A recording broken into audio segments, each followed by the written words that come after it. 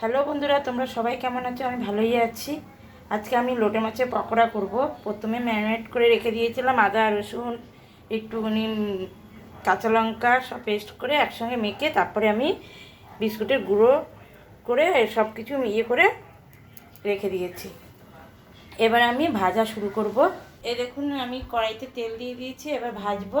এবার আমি পকোড়াগুলো এবার ছেড়ে দেবো এক এক করে। তেল গরম হয়ে গেছে, আরেক পিস দিয়ে দিচ্ছি।